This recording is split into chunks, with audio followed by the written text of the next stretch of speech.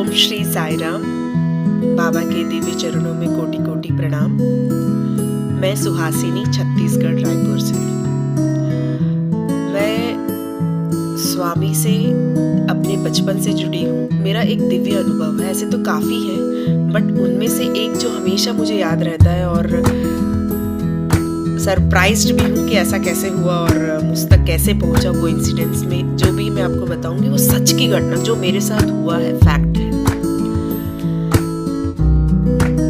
हम छत्तीसगढ़ प्रांत का परती यात्रा था। हम सब पुट्टपर्थी जा रहे थे। मैं अपनी माता के साथ ट्रैवल कर रही थी, मम्मी के साथ, और भी लोग थे।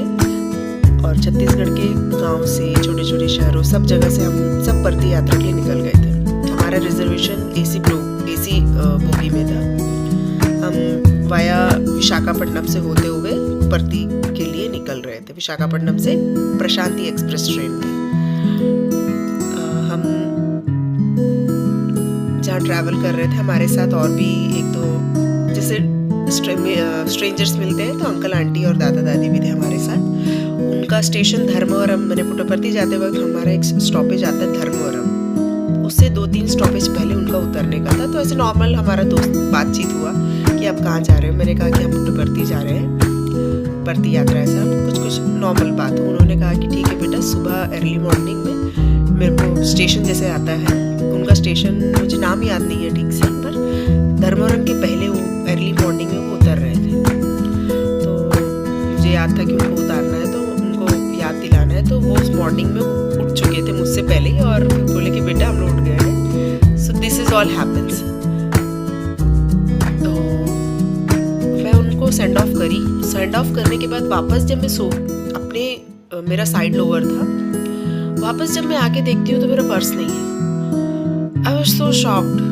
कहाँ गया मेरा पर्स? इधर उधर सब जगह एकदम नीचे तक, मैंने सीट के नीचे मेरे बैग्स, मम्मी के सूटकेस, ब्लैंकेट्स जो हमको मिलता है ऐसे में कोच में, सारा कुछ मैंने छानबीन कर लिया, ऊपर सब देख लिया, कहीं नहीं था मेरा पर्स। मैं बहुत स्ट्रेस में आ गई थी, बहुत डर गई थी, मम्मी क्या हो रहा है करके।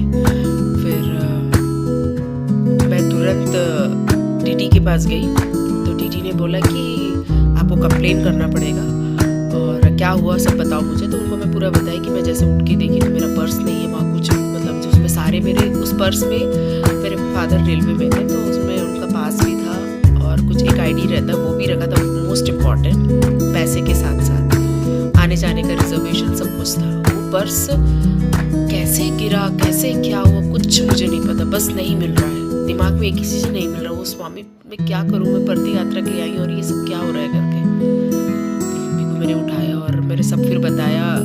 और साथ ही हमारे कोच के 2-3 बुकिंग, मैंने जस्ट 2-3 सीट के बाद हमारी साई समिति के एक भैया भी थे, उनको भी बताई भैया ऐसा ऐसा हुआ है। फिर भैया भी बोले कि हमको कंप्लेन तो करना। फिर धर्मवरम रेलवे स्टेशन जैसे आया तो हमारा जो कंपार्टमेंट जहाँ रुका था उससे थोड़ा ही आगे रेलवे स्टेशन के अंदर भी पुलिस स्टेशन रहता है। तो वहाँ मैंने कंप्लेन दर्ज के लिए सब बताया। तो उन्होंने बोला कि यहाँ नहीं, पुट्टपर्थी में जाके आप वहाँ कंप्लेन करिए। तो ठीक है, फिर मैं तुरंत वापस ट्रेन में बैठी और हम परती में पहुँच गए। सुबह दर्शन किए। इस दौरान मुझे मैंने जब ट्रेन में रात को अर्ली मॉर्निंग, जब टीटी, उनका नाम था गंगाधर देव टीटी, मुझे अच्छे से याद है, उन्होंने कहा कि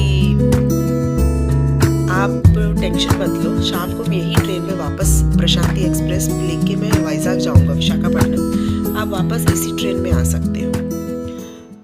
तो मैं और मम्मी ठीक है बोले। और फिर आप वाइजाग से रायपुर तक का रिजर्वेशन करवाइए और यहाँ तक का तो मैं आपको प्रॉमिस करता हूँ कि मैं आपको ले जा सकता हूँ करके।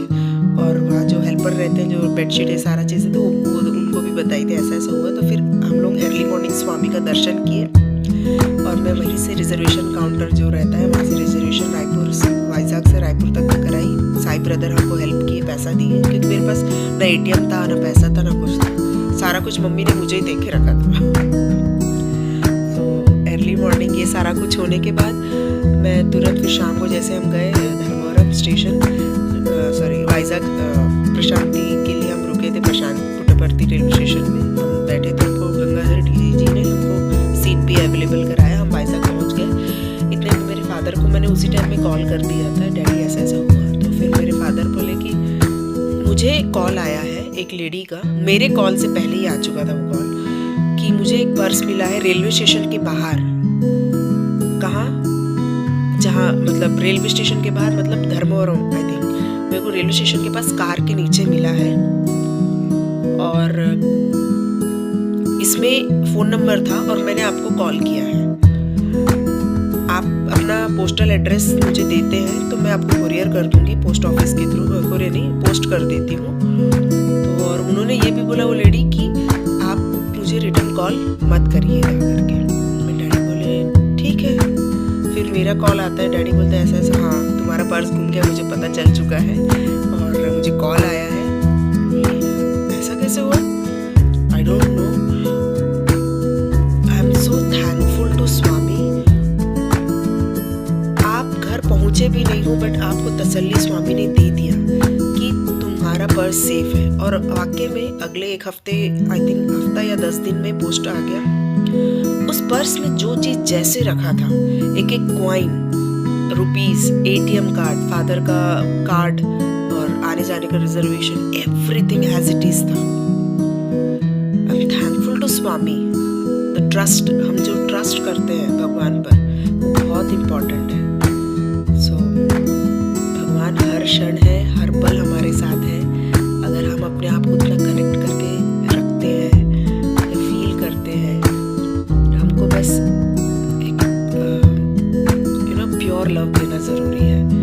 सो God is always with us, feel that. I am thankful to Swami always always. ये मेरा दिव्य अनुभव था, ऐसे काफ़ी है। ये एक इंसिडेंट जो हमेशा मेरे को स्पीचलेस कर देता और सोचने में वो हो जाती हूँ कि अरे ऐसा कैसे हुआ। और ये सब स्वामी स्वामी ने मुझे वापस दिलवाया, मुझे purse as it is. I am so thankful.